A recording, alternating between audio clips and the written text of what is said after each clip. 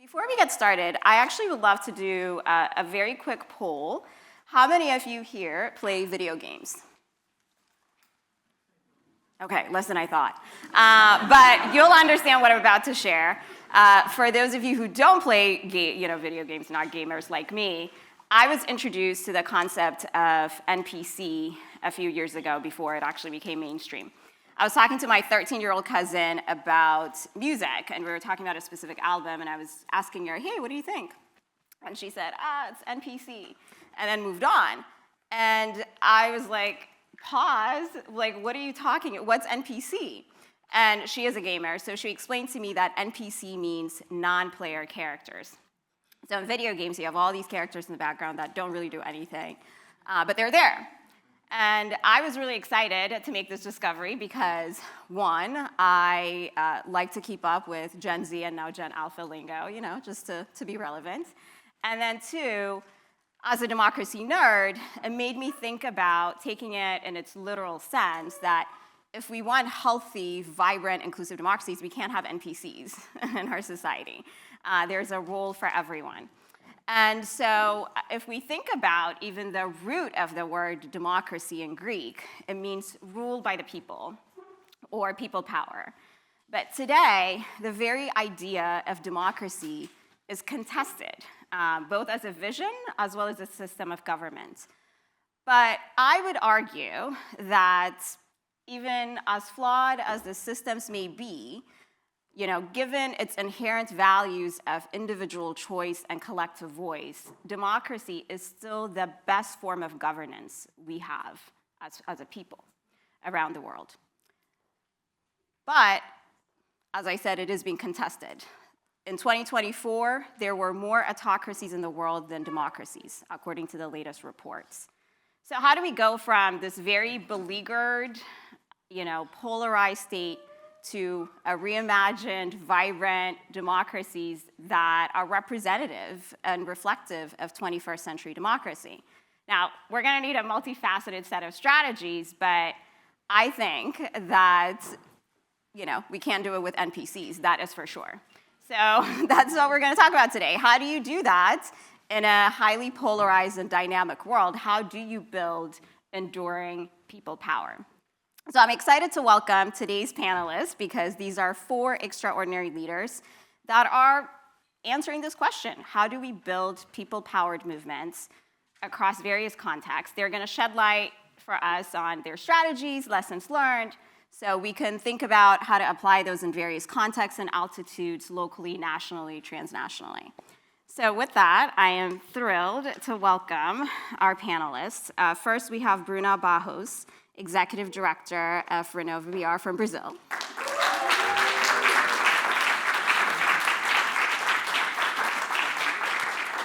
Next, we have, feel free to sit, I'll sit too. Next, we have Gabriel Okeowo, Country Director of BudgIT Foundation from Nigeria.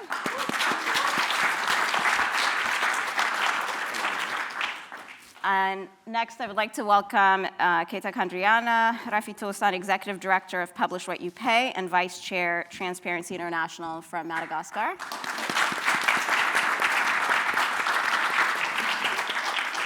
And last but not least, we have Tharma Pillai, Co-founder and Advocacy Director of UNDI 18 from Malaysia.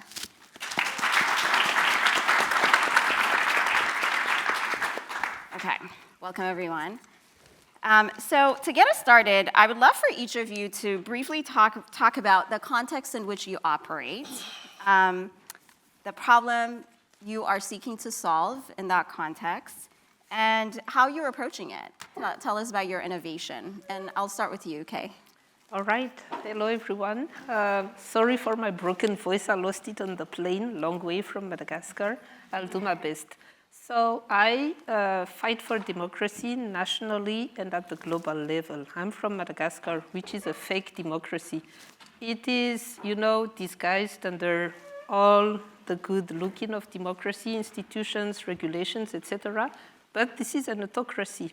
And we have 80% of extreme poverty in the country, low levels of education. People have no say in the public affairs. They are maintained into silence with heavy reprisals by the government. That is the national context. And operationally, also on the regional level, it's across the Africa system. I'm fighting with colleagues within Publish What You Pay, which is a movement fighting for an equitable resource natural governance. You know, we are operating not only in Africa, but in more than 60 countries across the globe. And we need to build people power for claiming our resources. In Africa, for instance, the context is around transition minerals being captured, you know, by political elites and flowing and really fostering conflicts, not only in the continent. You have heard about DRC, I think, but also globally. And all of this corruption is fueling all of these inequalities and breaking democracy. That's what we fight for through Transparency International. So all of this is connected. The innovation is really about building deliberative democracy nationally, regionally, and transnationally, so that we can get together across all of these issues. We need to educate people to know about democracy, because you cannot, you know, claim for what you don't know. And we also have to train them to claim for better accountability, to hold power leaders and rulers into account, to claim, you know, this space. And we don't have to be afraid of a shrinked civic space, because together we are connected and we can make a difference. Thank you so much, Kay. I'll go see Tharma next. All right, good morning, everyone. Huge pleasure to be here. Thank you very much. Where I'm from, Malaysia is a relatively young democracy. So it was only in 2018 that we had our first democratic transition in Malaysian history, after 60 years of one-party rule. Malaysia is also well known for having one of the more famous corruption scandals in the world. If you're familiar with the billion-dollar whale, Najib Razak, that was unfortunately us. We're also a country that's very diverse. That means that we have amazing food, very, very tasty food. Please do visit Malaysia, by the way. But that also means there's also challenges of polarization. It means that ethnic and religious conflict is there, is ever present, not just in terms of inter-communal relationship, but also in our politics.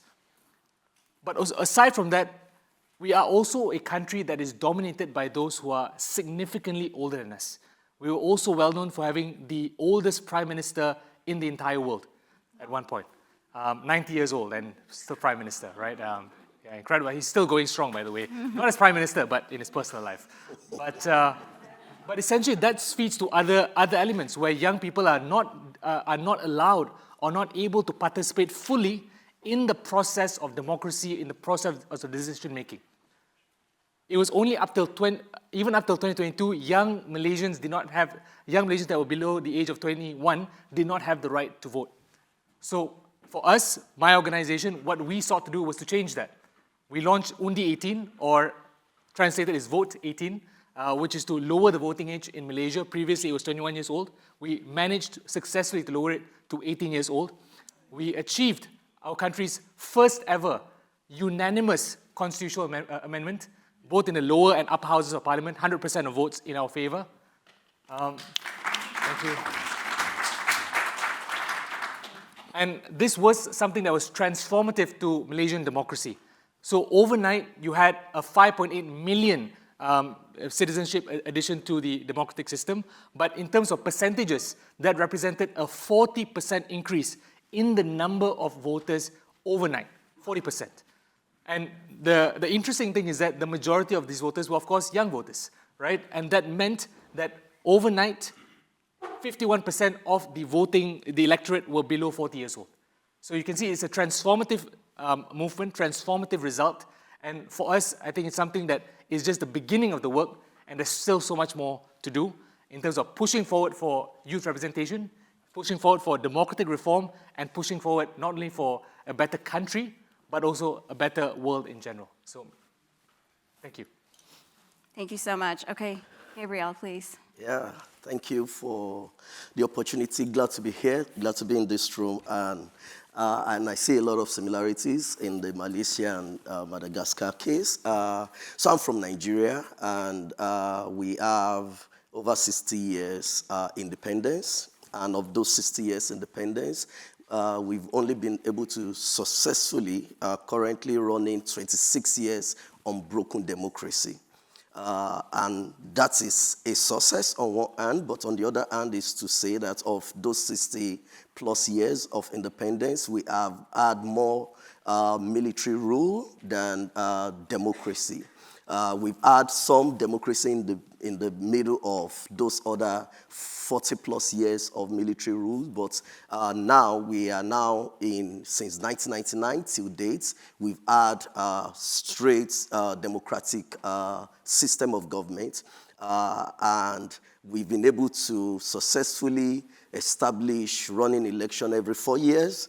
Maximum that any government that comes into power can do is 2 terms, which is 8 years, and then there is a change of government. And that is going fine, right? But on the other hand, is now, as much as this looks beautiful compared to what Kate described as fake democracy, is that there is now a huge knowledge gap in terms of social contract between those in power and those that are being governed. Knowledge gap in the sense that both those in power, we started off with them coming into power but not really understanding what the tenet of democracy is. They came into power with a form of military style of government where sharing information is difficult. You ask questions, or there are even no platform to ask questions. And when you ask questions, the government do not feel obliged or obligated to respond. And then on the other side is the people themselves, not understanding the power that they have, the power that they own in the democracy social contract. And then from there, all other ills that could come up then begin to build on. Right? When there are no access to information, it is then easy for those that are in power to conceal their doings. It is then easy for corruption to thrive. It is then easy for service delivery to keep depleting because the people are not aware of what is coming to them. They are not able to ask questions. They are not able to engage. And then all of that then continued to build on. At some point, I think Nigeria was described the poverty capital of the world, and that is where you see a situation where the political elites are now using poverty as a weapon to suppress and keep the people low, such that, what you wake up daily to fight for is your survival and not really about what is happening in government. But we came into the scene about 14 years ago, and our style was, if we are going to address this matter, there is going to be a multidimensional approach in addressing the issues. But we came from the perspective of how can we bridge the knowledge gap? How can we make information of government and governance available and accessible to the people? And we were doing that both on the side of the government and on the side of the people. Today, we could say that the availability and accessibility of information about government and governance has significantly increased, even though the democracy system as we want it to be or as it ought to be has not gotten to the level that we expect it to be. But there has been some steps away from where we started from. I will stop there for now. Okay, thank you, Gabriel. We'll revisit all of those. Bruna. Hello, everyone. I might speak in Portuguese, so maybe you can use your phones. Yes, thank you. Bom, obrigada todo mundo por estar aqui. Eu falo do Brasil. E eu acho que para entender a democracia e como é que a gente está operando na democracia no Brasil, a gente tem que ir por datas. E eu vou dar uma cronologia de como é que tem sido tratada a democracia no Brasil. Acho que em 1988, depois de 20 anos de ditadura militar, a gente tem a nossa atual Constituição Federal. Em 89, a gente elege o nosso primeiro presidente por voto popular. E em 92, acontece o primeiro impeachment no Brasil. Em 98, a gente tem o primeiro presidente reeleito no país. Em 2002, a gente elege a primeira presidente mulher. Em 2016, a gente tem o nosso segundo impeachment. Diversos escândalos de corrupção acontecendo nesse mesmo período. E em 2018, a gente é marcado ainda por 2 atos muito violentos. O primeiro foi o assassinato da Marielle Franco, que era uma vereadora no Rio de Janeiro. E o segundo foi tentativas de assassinato tanto da caravana do atual presidente Lula quanto do anterior presidente Jair Bolsonaro. E agora, na última semana, depois de uma tensão dado as eleições gerais de 2022, o Supremo Tribunal Federal ele acabou decidindo que o antigo presidente se tornou réu por atentar por uma tentativa de golpe no nosso país. Isso não significa que as instituições do país não estejam funcionando. Muito pelo contrário, elas estão muito vivas. Mas a gente tem vários problemas de entrega, de eficiência da política pública. A gente tem uma dificuldade muito grande do acesso às pessoas que querem estar na política, querem acessar as políticas públicas e a gente precisa conciliar isso de forma muito factível. Além das lacunas existentes sobre a representação de quem está hoje no poder, né, porque se você considerar o Brasil, que tem 89% de pessoas brancas e com alta riqueza nesses lugares de poder, a gente precisa entender de que forma que isso está representando a própria sociedade, atendendo os anseios dessa sociedade, não só em representação, mas em entrega efetiva. E por isso que a gente opera na formação de lideranças para ocuparem esses espaços. Lideranças hoje que têm uma dificuldade, mas uma perseverança muito grande e uma resiliência e coragem de estarem nesses lugares, de tentarem, pela política, articularem o que hoje a gente sabe que, para atingir um impacto em escala, só é possível através desse poder, desse status de autoridade que lhes é conferido quando você acessa pelo poder do voto, que é o mais legítimo que a gente tem dentro da sociedade.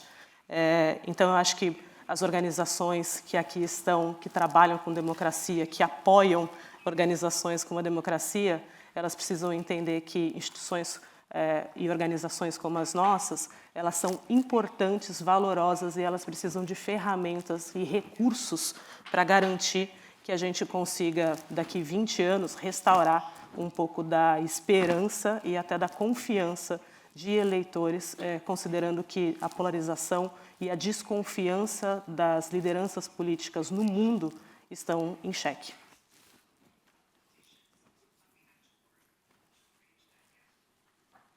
Thank you, Bruna, and everyone. It's so helpful to get a great understanding of your context and also the types of strategies and innovations you're employing. I mean, from accountability to constitutional reform to creating a two-sided information ecosystem to building a much more representative pipeline for public leadership. I would love to dive into some of the strategies and principles you've employed, because you talked about these things like they're so easy, but obviously there are lots of lessons learned along the way. And so I would love to start with you, Tharma.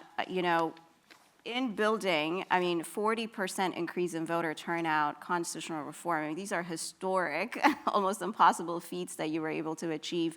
When you reflect on those experiences, what are some of the key principles that you learned that could be applied in other contexts? Obviously, we have a global audience here. And so I would be curious, what are some of maybe the top 2 or 3 things that you would lift up? All right, lovely. So for context, when we started our journey, we didn't know anything, right? We're a bunch of college students just thinking this is a cool thing to do, right? It makes sense. It's a problem we want to solve. Let's try it out, right? Had no clue. Didn't come from a privileged background. Didn't come from a political background, right?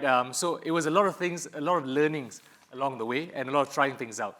But I think one of the most important things that I have to emphasize is that when you are pushing for, advocating for a cause, try to make it as clear and focused as possible. Because fundamentally, the more focused your cause, the broader the coalition that you can build. And that's something that's very important.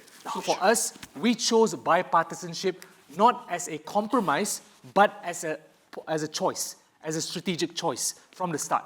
And that was the reason why we were able to achieve that constitutional amendment, because we said that we are representing the young people of Malaysia, asking for a very specific policy change, and this works for everyone. And for me, I'm from, in my country, I would be considered a super liberal, in my context, right? So for me, I would reach out to religious conservatives. I reach out to those who are ethnic conservatives to speak to them and say that this is something that's beneficial for all of us, for our country together, right? And they actually supported us, right? So I think that's one thing that's very important, to be able to be clear and focused, because the flip side is also true. The broader your cause, the broader your claim, the smaller and smaller number of people you're able to claim as your supporter. And that's very difficult. Number two is that you must be able to have immense amount of patience and bravery and courage. Because one of the things that you have to think about is you have to be able to be willing to work on reform over a long period of time. That's something that's very important. But more than that is to be able to continuously explain the same thing again and again and again to different audiences, because they might have different perspectives, they might disagree with you. And I think that's something that is very, is difficult, because it is emotional labor. It is something that is challenging to do. But the perspective that we took is that this is our moral responsibility in order to make the country or the society more just in a way that we believe in. So for us, that was something that was incredibly important, to be able to be patient, to be able to listen to people who disagreed with us, and also we had a lot of sessions like this with people who disagreed with us, right? And during those sessions, we had people saying, "Oh no, you're completely wrong. Your ideas are ridiculous. Right? I totally disagree with you." But funnily enough, we recruited the most number of volunteers and supporters from those sessions. And in fact, many of our supporters and volunteers told me that they actually completely disagreed with me at first. But after attending those sessions, after listening to my videos or my talks, they said, "Hey, this guy kind of makes sense," right? And they listen to me again and again. They follow my page and they listen to me more and more, and they're like, "You know what? I actually agree with this guy," right? So I think that's something that's incredibly important, that perseverance, to say it again and again. And let's be honest, right? Lowering the voting age to 18, if you ask anyone in this room, it's completely logical. But even then, there was so much of challenges you had to go through to convince people, right? Think about that and apply that in any other advocacy that you do. Even if you think it's obvious, you have to do it, but many people might disagree with you. And I think the last part that I really want to emphasize is that try to make what you are doing something that's exciting, and that's something that we did. One of the challenges that we had during the reform government, the government that came in after the 60 years of one-party rule, was that this was a government that had too many priorities, too many things to change, and too many things to fix. So why did they hyper-focus on this particular amendment? Because we managed to make it attractive. Instead of saying this is a long reform for democracy, this is a long agenda, we said, no, this is Undi 18. This is Vote 18, right? This was the branding, this was the excitement, this was the hype, right? And that meant that people wanted to be behind us. And I think that's something that's very important. Often as advocates, as activists, we often think of our movement as something that is a moral need, as something that's so valuable. But we also need to think of ourselves as marketers, as public relations experts, as people who are trying to communicate and get the public and the politicians excited about what we are doing. Even if they're not excited, on the flip side, make them afraid that if they don't support you, they're going to get in trouble, right? There's two ways to do it, but either way, you got to make them feel something, right? That's something that's so important. So I think those are the 3 key points that I want to share. So that's it. I love it. Bipartisanship, patience, perseverance, and make it attractive. One of my board members says, "What is the irresistible element? What makes this irresistible?" And it's so true. Gabriel, I want to go to you next. Tell us about some of the key lessons and principles you've learned in your work. Yeah, thank you very much. And where I stopped off the other time was that we were going to approach this issue from the knowledge perspective. How can we increase the knowledge base of people? How can we put information in their hand, readily in their hand? And one way, one thing that we started off is simplifying information and making information, data about government and governance accessible rather than just being available. And there is a huge difference between that, right? You see, for example, a budget document that is 3,000 plus in pages. No one is interested to read. No one wants to know what is in it. You see policy documents that are voluminous and nobody is interested to read them. Even the best of professors does not want to read. So we came into the space simplifying and breaking down information, making them available in bits and pieces such that whoever, irrespective of literacy level, will be able to have at least a basic understanding of what is happening around them. If I narrow down on budget document, aside from budget, you then go into what we call public projects, right? And we realize that in the course of our work and our engagement with the people on this other side, that the most interest of the people is to see that community needs, that dilapidated school or hospitals in their community if it has been budgeted for. And over time, they were able to see that, but we took it beyond just saying that this need has been budgeted for to empowering them with information, detailed information about what to expect in the delivery of this need, such that when they see the presence of government in their community about to address this need, they are not standing as an outsider, but they are standing to take ownership of the process. They know what to expect. So if they are seeing anything that is different from what they are expecting, they are able to engage. We empower the people enough to be able to engage, this process, to own this process and all. But importantly also is the medium through which we drive this strategy, which is platform movement. Right? Platform movement in the sense that for us in Nigeria, when BudgIT started about 14 years ago, social media could just be considered as a place where people come in to chit chat and just to while away time. But in 14 years, we have been able to radically transform the use of social media to becoming a tool for governance and for government conversations, right? So we bring all of these simplified information, we bring them on social media platform, we create them in a convincing, visually appealing manner such that anybody that sees wants to take a pause to engage with what they are saying, read what they are saying, and then act on what they are saying. Right? And over time, while this started off as a means to empower the citizens, we then realized that even the political class began to use that also as a tool to campaign and to sell themselves, which then makes the job easier. Right? The social media platforms then becomes a powerful tool for the political elites, right? Where they are selling their image, they are portraying their image. So it then helps us to use that platform as a bridge to bridge the gap between the political class and the people. Because what happens most of the time is during election campaign, you see a typical politicians will go to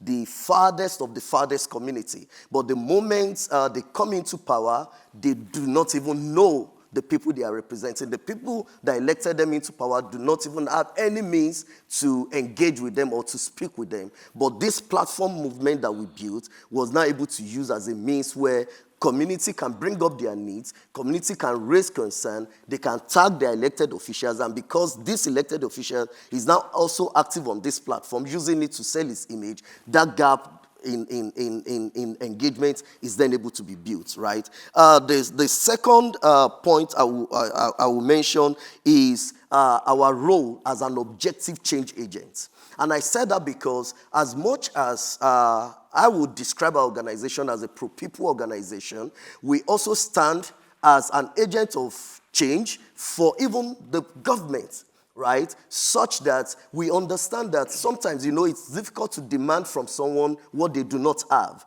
So a lot of expectations about how democracy is meant to play out, about good governance, these people that have suddenly come into power by any means through which they come into that. I mean, in our climb, there are issues around vote buying, vote selling, what we call stomach infrastructure. Stomach infrastructure, where I came from, is giving people what they need to eat at the moment so that you can get their vote, right? So these political elites will do any means to come into power without necessarily understanding how to implement the office or carry out their function within the office they have been elected into. So we stand as an agent of change to build their own capacity, support public institutions, improve their capacity, while we are also improving and empowering citizens to engage with these people. So we stand in the middle, supporting governments, building their capacity. We are also empowering the citizens to engage, so that when they engage, these other guys understand that they have rights to demand, they have rights to ask questions, and they know exactly how to respond to them and how to answer them. The fourth one that I can mention is technology. Technology as an enhancer. Right? We have been able to use technology as a massive tool, and I believe that everyone in this room will accept with me that technology is a great amplifier of whatever we are doing, right? So just last month, we launched an AI product where, because of what we do, we get a lot of requests from public institution, private institution, individuals requesting for certain information, certain budgets about a project and all of that, and we're overwhelmed. And in this realm and in this era of artificial intelligence, we have been able to deploy an AI product where you can just go in and you can ask about budget of your state or allocation to health project, or even demographic data and all of that, and you have a product that can engage with you till you get the answers you are looking for, right? But beyond that is that over the years, right, we have been able to use technology to bridge that gap and use technology also from the part of the government. Today in Nigeria, information about government, information about budget, are readily available on the website of government website. Every here and there, we have pushback, right? New government will come into power.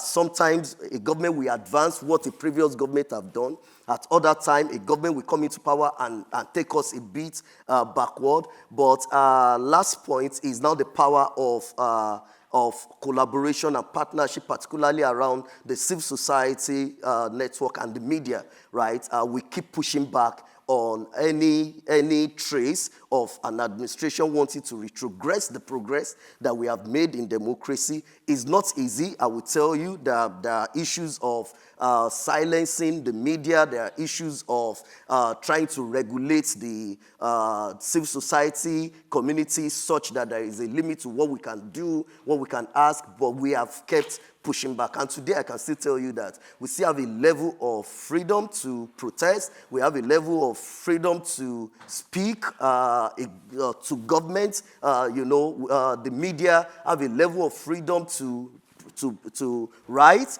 But those issues that are undermining our democracy are still there. So we have issues of journalists disappearing and cases like that. But by and large, platform movement, simplifying information, standing as an objective agent of change, both for the government and for the people, and using technology as an answer has been some of the key strategies that we have used to get us to where we are today. Thank you so much, Gabriel, and thank you for summarizing those key points as well, because there's so much that's packed in what you shared. I want to pick up on the last thread you mentioned, which is around, civil society being able to operate effectively, to both partner with government, but also hold public actors accountable. I mean, that is the whole point of civil society, to build this countervailing power for accountability and change. And so I would love to come back to you first to reflect on your experiences and also how you're managing being a pro-democracy champion and activist in your context. I mean, all over the world, we're seeing, what is typically referred to as closing civic space, and many of us in this room and online, we're navigating a whole range of risks, right? From funding to cybersecurity to physical risks. And so I'm curious how, in your context, you've been able to manage that. What does that look like for you personally, organizationally? Would just bring us into your reality a little bit. Yeah, so first thing is to say that it is very weird that today in our world, it's those who fight against autocracy, those who fight against corruption, they are the enemies. That's really weird to me because, those fights are good fights. We are fighting for rights. We are fighting, I think all of us aim to live in a world where our fundamental liberties and rights are respected, right? We are all dreaming of that kind of development suitable for our own context. But we hear more and more of discourse, not only nationally, but at the global level, that, it has to be profit now over the people. Let's break all of those rules, to make things easier for companies to operate. I'm thinking of the Trump regime. I'm thinking of the FCPA hold, of course, on the freezing of the international aid around climate, gender, anti-corruption, all of these things which really matters in our context, especially for the global south. So I'm wondering what kind of world is going to happen next, in what kind of era is our humanity heading to, and this is very scary. So on a personal level, of course, I have been threatened, with police harassment, judiciary harassment in my country, repressive environment that I think all of us here know. But the thing is that we ought to stand for what matters for us. And it's not just at the personal level, it's for our communities, it's for our countries, our regions, and our world. This engagement has a price, of course, but you have to be ready to pay it. And I think it's a good thing, but it's better to do it with the community and with supporters instead of being alone. I think that this isolation is the greatest danger for activists. And, I'm coming from an island. Madagascar is a faraway country no one cares of. But on this island, our president, who was the author of a coup in 2009, and who just made himself re-elected for the second time through rigged elections, he has openly declared, I won't tolerate any disruption, any kind of, of independent voice is constantly repressed. And I'm saying we cannot accept that. And I am dreaming, and that's on the title of our session today, it's citizen-led movements. I'm dreaming of these big movements raising, not only in Madagascar, but across the world. And I think now is the time. It is high time, because if we let this kind of discourse, multiply, then we will be lost. We need courage, we need organization, we need to find the great and relevant allies. And I think places like the Skoll World Forum is one of those places. The room is full of people who I think share the same values and ideals. So it's just about getting together. And of course, you have some fears, you have some threats in mind. If we read the reports from, let's say, Global Witness, for instance, or even ourselves at Publish What You Pay, we publish some data as well about that. Transparency International, many defenders across the world are under threat today. So what price are we going to pay in terms of human toll? Because before people will listen to us, it's up to us to increase, the threshold. And as Tharma said, to also tell all of these big people that if they don't listen to us, if they don't shift, the fear, then they will lose a lot in that. I think that's the right attitude. So what keeps me going every day is looking at my 4 kids, I have many of them, and trying to envisage and to think, in what kind of world they will be living in 10 years, in 20 years. And I also listen to all of the colleagues struggling in the 110 countries I'm working with. And I'm like, man, we are sitting on a pot of gold. We have such a beautiful planet, such a beautiful humanity, but we are wasting it all. So we need to really build a web of integrity, of resistance, and accountability to get through this. So, insecurity, lack of safety, millions of people are living that every day around the globe, I think. Not just because they are activists, but they are under the threat of powerful kleptocrats who don't care about human lives. It's happening in many, many countries. But each and every one of us have to act where we have influence and to get together to build greater influence instead of, doing our things in a corner, and then the effort will be really polarized in that, and the impact will be polarized as well. So, yeah, that's what I can say. Thank you. Thank you. Bruna, I want to come to you next, because you not only have to navigate this yourself and organizationally, you're also in the business of encouraging and inspiring others to run for office. Mm-hmm. And so how do you do that in this moment when people are maybe fearful, or the risk of taking on those kinds of roles has gone up? How do you inspire those that you work with to be on this path, and how do you do that for yourself as well? Everyone, I promise that I'm more intelligent em português. Eu acredito que para inspirar e ser uma champion para a democracia, o importante é a gente garantir que todas as caixinhas que a gente anotou para estar aqui na Skoll, né, seja da filantropia, seja do clima, seja de educação, tudo isso faz parte da democracia. E todas as pessoas que acessam e que querem e têm a coragem, né, de se colocar neste lugar, de tentar ser um líder para os desafios que a gente tem hoje na sociedade, é você apoiá-los da melhor forma possível. Então, eu, pessoalmente, que fui uma aluna da minha organização, da primeira turma, tenho muitos amigos que hoje são senadores, deputados, são pessoas dos quais eu confio, pessoas dos quais eu entendo que têm um papel fundamental e estão fazendo um trabalho brilhante e muito difícil, né, de muita resiliência da parte que hoje está no poder e que entende que esse avanço talvez não seja do interesse deles, né? Então, a gente está falando de questões que são do interesse coletivo, mas que muitas vezes parece que são interesses individuais que ainda imperam.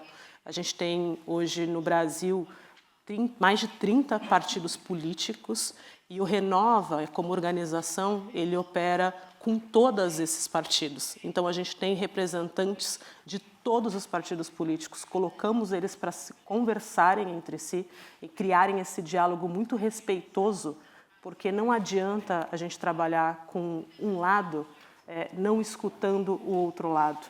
A gente precisa colocar com que todos sentem num único lugar, num único espaço, saibam dialogar, saibam entender o valor e a importância de uma política pública baseada em evidências, sabe a importância de quais são os valores de ética, de transparência. Falta muita transparência no mundo de hoje.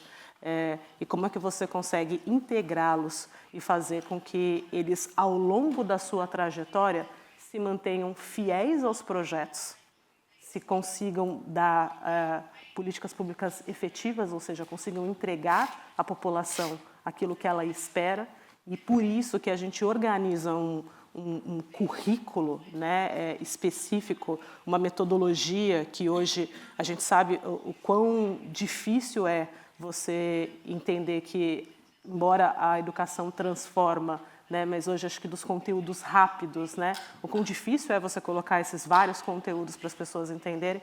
Então é muito complexo isso, mas ao mesmo tempo a gente entende que a gente precisa apoiá-los em todos os aspectos. Então a gente apoia desde a pessoa que está entrando na política, com formação inicial, mas a gente também apoia essas pessoas quando elas já estão nos seus cargos e nos seus trabalhos, porque a gente entende que as equipes dessas pessoas, elas precisam navegar nesse mundo que às vezes pode ser muito novo, mas que às vezes elas precisam lidar com os desafios que ocorrem mesmo diante de um congresso que eventualmente não está vislumbrando os melhores interesses da sociedade. Então, acho que as histórias inspiradoras, que é o que a gente tenta trazer aqui, são histórias de pessoas que estão combatendo evasão escolar de diversas formas. São histórias como do Daniel Sorans, que é deputado federal e secretário da Saúde e está organizando assim o que hoje, acho que talvez nos Estados Unidos seria a opioid crisis. No Brasil, você tem a crise do crack. E ele, com um programa incrível, tem sido reconhecido mundialmente com isso. Então, são essas as pessoas que nos inspiram e por isso que a gente espera continuar não só apoiando as pessoas que já existem, mas aumentando essa quantidade de líderes que hoje em dia vão ocupar esses cargos.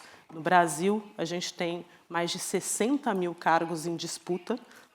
No próximo ano, em 2023, nós teremos eleições, onde mais de 1.600 cargos vão estar em disputa. O Renova pretende fazer com que uma parte dessas pessoas acessem esses espaços, que consigam produzir, sim, aí políticas públicas para atender os desafios que a gente tem hoje.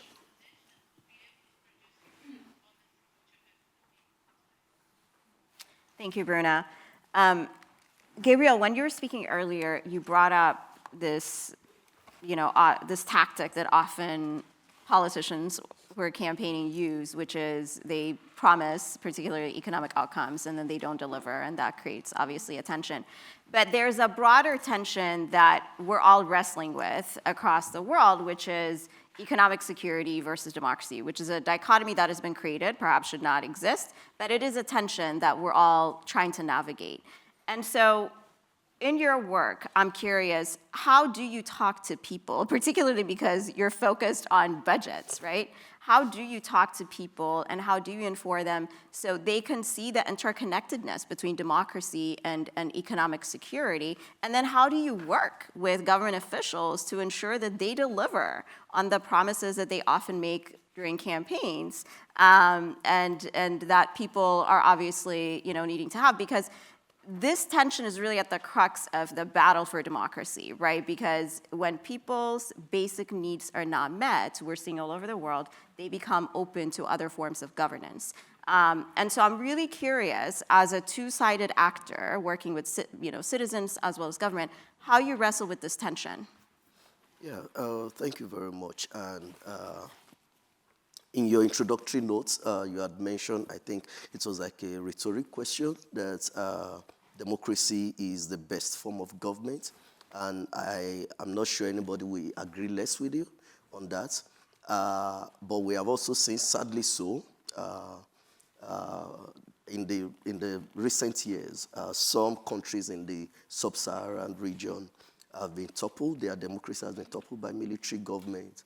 And we saw a video where people were jubilating and they were happy. In some other places where it has not happened, citizens are saying military should come and take over and all of that. And I'm just using military as one of the other models of government as an example. And I think that is the greatest disservice that poor governance and bad democracy or fake democracy has done to the mind of the people. So much so that we are now saying what is good for us as the worst that can happen to us. And then we want to begin to look for the alternatives, right? And I will start from there because any other style of government or model of government that is not democracy will take away two things from you: the ability to contribute and the ability to negotiate. And when those two factors are not available, then you can expect the worst of the situation. So I will give an example, and I will narrow down Madagascar as not so good as the situation appears. I mean, so bad that in a so-called democracy system, a president has come out to say he will not tolerate any form of disruption. That statement in itself does not sound democracy. That statement sounds like an autocracy. That statement sounds like a military dictatorship. That statement, right? But even in that, there is still a small window for the people to organize themselves and put pressure on the system that said that statement. On the flip side, if it is any other model of government, right, if such statement is said, it is not a joke. You can miss.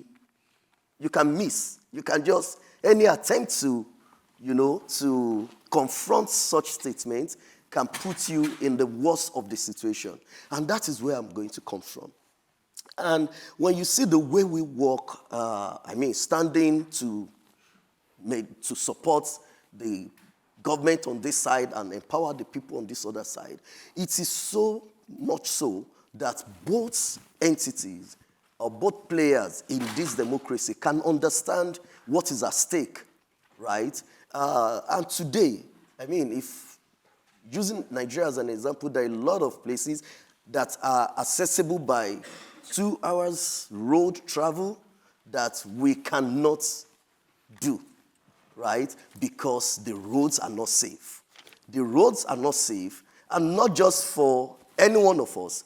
It's not also safe for even the political class. Mm-hmm. It's not safe for their family, right? So when we do this, we do it to make the political class on this side understand that when you deliver what is expected to the people, you engage the youth, you build the school, you do all of these things, it gets people's mind engaged and away from the other insecurity issues or other public disturbance issues that they may want to engage in. I will give you an example.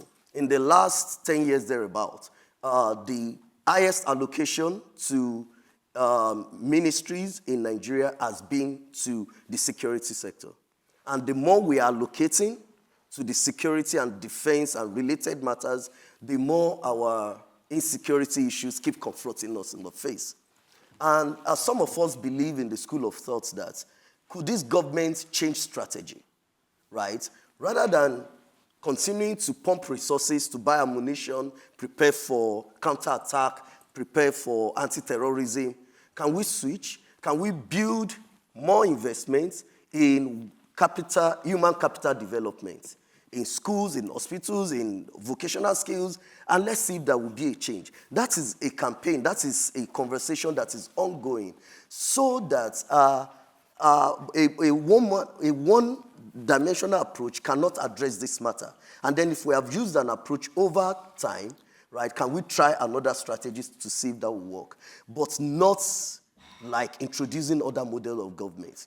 In our case, we have seen the other model of government. We have seen what it has done to us, right? Our democracy is not where we want it to be, but we believe that the fact that there is still a room to engage, there is still a room to push back, there is still a room. I will give you an example. We've had some interesting protests in Nigeria that may not have delivered the kind of landmark results that you expect it to deliver, but it's keep moving the needle every time we go out to the streets. One of it is the End SARS campaign. SARS is a department in Nigerian police force that are in charge of anti-robbery and all of that. But this particular arm of government suddenly became a terror to the people, and then particularly the youth, such that if a guy, youth, is on dread, you are just particularly labeled a thug or a hooligans, and then you are being harassed and all of that. And there was a campaign that started from the platform movement I mentioned earlier on. It started online, and from there, it moved out of online, and it became a street campaign that's almost brought the whole country to a halt, right? And whether we like it or not, it sent a signal to the government of the power during that time that there is power in the people, particularly in the young people, right? And we have seen that by the time we had the elections, our last elections, the youth, right, came out. People came out because they believe that even the political class now understand that there is a group of the population that are now more interested in government. They are more interested in how they run government. And then they were able to also use the platform to engage with them to, sort of still, there is a way they play this game such that there's still a bit of deceit in it, right? And then the governments that came into power, but the fact remains that in Nigeria today, there is a strong sense of there is power in the hand of the people. People understand that power. And as much as the government of the day may want to deny it, they are also their tactics is also to see that they reduce the influence of this power. But if we are going to make any headway, particularly in other climes where people are now agitating for other models of government, I would say that the same energy that is required to push for other system of government, if we aggregate that same energy together to demand and place a demand on our democracy, to improve our democracy, we might begin to see a change in it. The worst of democracy is still going to be better than the best of any other form of government. I don't want to narrow down on anyone. And the reason I said that is because no matter the worst sense of democracy, there's still a small window for you to contribute. There is a small window for you to negotiate, right? If the democracy is run as it's meant to run,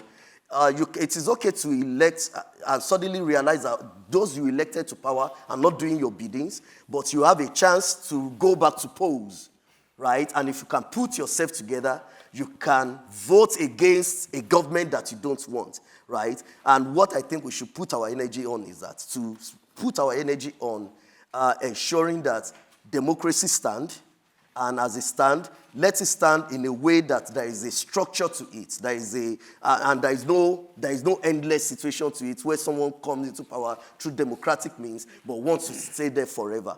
If we can establish that, which is what we have in Nigeria, every 4 years government change. Every 4 years we go to polls. At least in 26 years, no government has been able to change that, and that gives us a bit of hope that if we put ourselves together in the next election, we can vote against any values that does not align with the kind of values that we want to see or that will help our economic situation.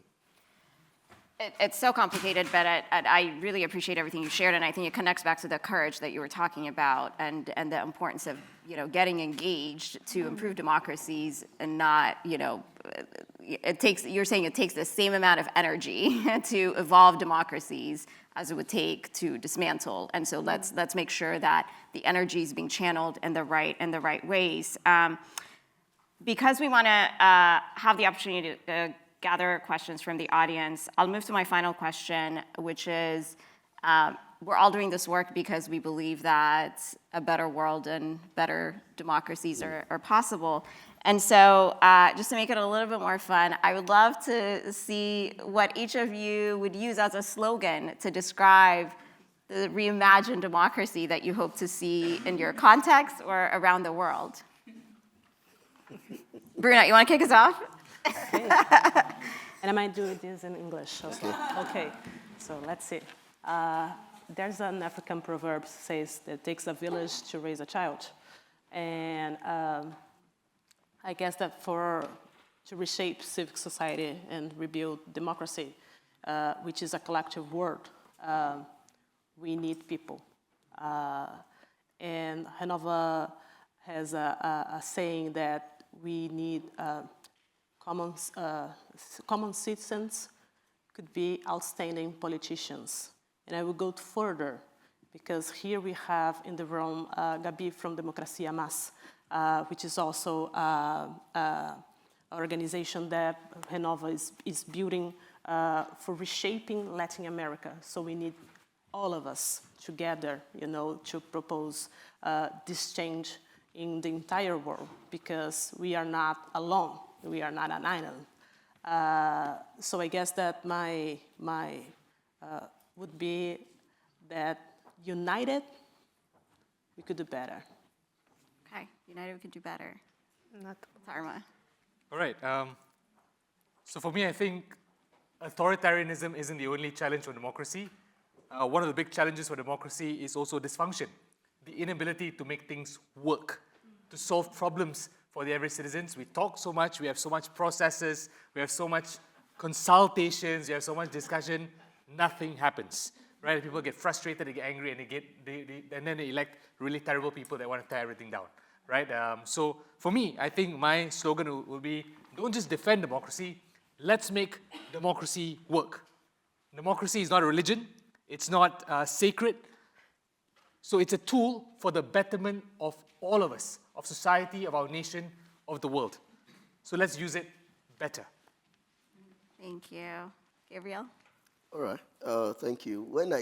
Initially when I thought about this question, I had a bias to Africa, but listening to Kay speak, I realized that indeed is the world. We need to come together to build a world, right? And that may require us building movements that is cross-border, that is cross-continent, right, in nature. So I would say strengthening democracy, building the world. Thank you. You get the last word. Yeah, so I will come up with resist, unite, fight, and repeat. Because as Tharma said, we need, patience in doing this. It won't happen overnight, unfortunately. Bad things happen overnight. Every morning I wake up and I'm asking myself, what the hell happened again yesterday? Somewhere outside there. But, good things will happen, better days ahead, I think, and together we can make it. My solution is deliberative democracy. Come back to citizen assemblies. That's the only solution right now. Ordinary people getting together and solving local problems and then extending it globally. Thank you. Thank you so much. It's been such a privilege to be able to be in conversation with all of you. Unfortunately, I've been told that we don't have time for Q&A, but all of our speakers, but it's for a good reason, because we have a performance. So we'll try to make it out that way.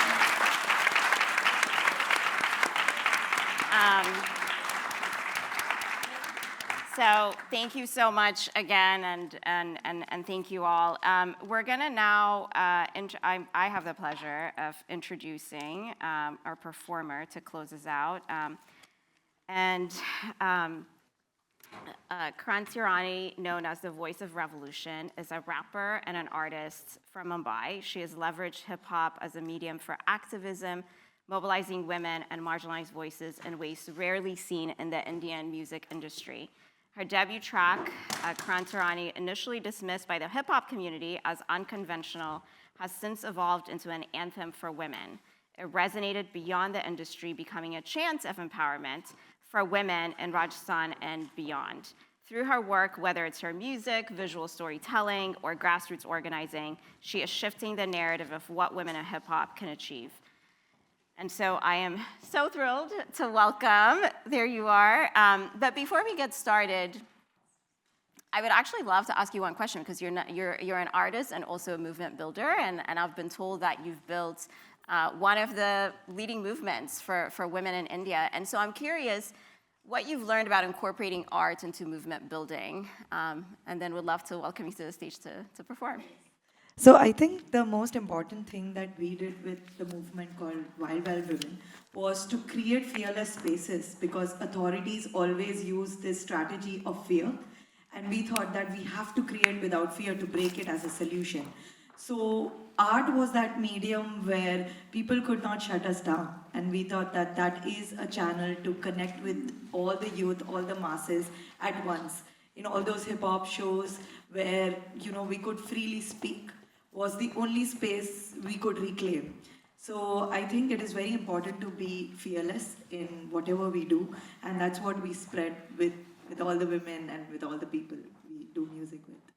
Wonderful. Well, please join me in welcoming Prakash to the stage.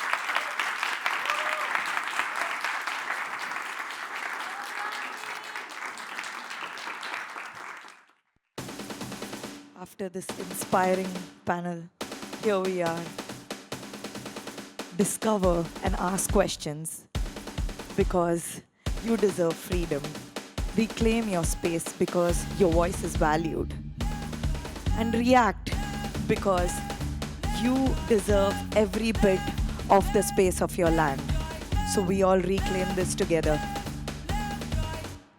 वक्त का गुलाम पैसों के लिए बनता था चेला राजा न तू ना आई बक्का जमाना बदला का जब जले बुरखा और पुस्तकशाला अटेंशन पाने की हानि ना समझी गहरी बीमारी शक्ल पे दिखाते खुशी की झलक मन में खुद खुशी करने की तलब क्यूबिकल में बंदी बन के बन छापे पैसे ये अनशन खुशबुसा के काले धन को लेते चुन भरे लालच के गुण हमें चाहिए नेचर गाइडेंस इनोवेटिव फिजिक्स में पढ़ते रोबोट ओपन हाइमर बॉट सब्सक्राइबर बने साइबर अड्डा for crime world hacker send करे रैंसम फेस करे इंटरनेट पे वक्त बने गैंगस्टर कमरे में बंद शब्दों से अनबन दिमाग में जिससे भरते मन अधिकार जताते रखते घमंड अब हम भूले इंसानियत सब जन में इज्जत तो ये मंजिल पर अंत में झगड़ते सब अनुशासन ला अनुशासन अनुशासन ला अनुशासन bring discipline bring discipline bring discipline bring discipline that's what they keep imposing on us sitting in those cubicles telling us that this is what you have to do taking all the power from our hands and being like oh you don't deserve any of it because we'll tell you what to do. All of that is bullshit. Okay, sorry for using this word, but this is coming from the world of hip-hop. मर्द बने रक्षक सीमा पर खड़े गांव में दलित महिला रोज मरे कास के बीच की चेतानी ऊपरी जात करे जात पात जनसंहारी जियो इंजीनियरिंग तबाही की कोद सूरज की किरणों पर लगा न रोग आयन के खाद सागर में छोड़ सल्फर के बादल पृथ्वी को रिबूट स्ट्रेटोस्फेरिक एरोसोलिक इंजेक्शन लगा ले तुक्के तू बढ़ जाएगा CO2 बदलते मुद्दे का फैक्ट्स प्रूफ को अब ढूंढूं सस्ते कीमत में फंसा के कर्जदार मजाले मजदूरों के लाले पैरों पे छाले गरीबी के मारे नीचा दिखाते झूठ को सच्चा बता के मीडिया पे बातें अधूरी प्रजा को खुद का निरीक्षण जरूरी खबरें सनसनी द TRP अंधकार की कहानियां जन कही पैसे के जासे से रहते खुश बुद्धिमान एजुकेशन न करते यूज वेस्ट को रिफ्यूज टू रीयूज ना होता रिड्यूस बस होता प्रोड्यूस युवा केमिकल नशे में सुस चूस के सस्ते नशे का कस बुलाता इंसानियत अनगिनत मन भड़क सोचते नकारात्मक कचरा बढ़ता बढ़ता गुस्सा गंदा बीवी को मारता गाली देता बंदा हाथ है सिर्फ औलाद की हवा मिली उसको दबा फिर अनुशासन ला अनुशासन in all of these paras what I was mentioning was how climate change is taking place we are responsible for it let's come together let all the marginalized communities have their voices reclaim their spaces and all the people under drug addiction let's fight for all these causes so these are all my questions to the authority what are you even doing there sitting at power we need to reclaim our space we want justice that's what this song was about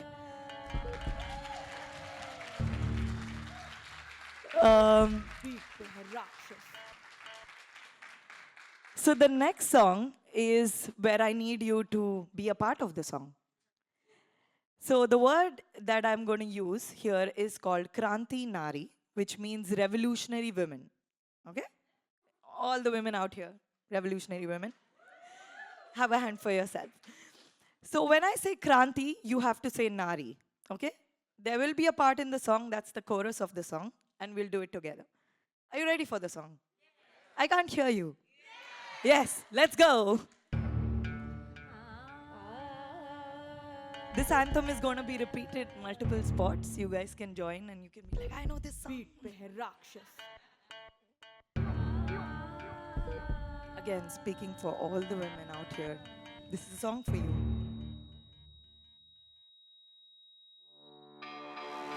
पिता और पुत्र ने चलाई है जो रीत सह रही इतना भोज दबा के अपनी चीख, लगे थे हजार काटे चुभे जो राह पर, इलाके में हुई प्रगति जब हुई सुशिक्षित, पर अमीरों के इमारतों में भी नहीं सुरक्षित महिला अभी, हर मुश्किल में वो डट के जब सोचेंगी घटिया पुरानी परिभक्षित, बड़ा अपना ज्ञान कर दिमाग विकसित, हुआ हादसा 5 में से 3 के साथ, खुद के रिश्तेदार गुनहगार इस्तीफा, 4 दीवारों में फंसी खुशियों को देती फांसी, सा हसीना कोई दासी गम को भुला के हंसी, कब तक ढूंढते रहेगा बंद आंखों से खुदा, तेरी लाज भूला होगा तो होगी सजा। ना बस 9 से 5 दिन और रात काम करे दिल से काम सिर से शान, क्रांति नारी देने आई हक समान, क्रांति नारी है प्रकृति का वरदान, क्रांति क्रांति क्रांति क्रांति क्रांति क्रांति क्रांति क्रांति।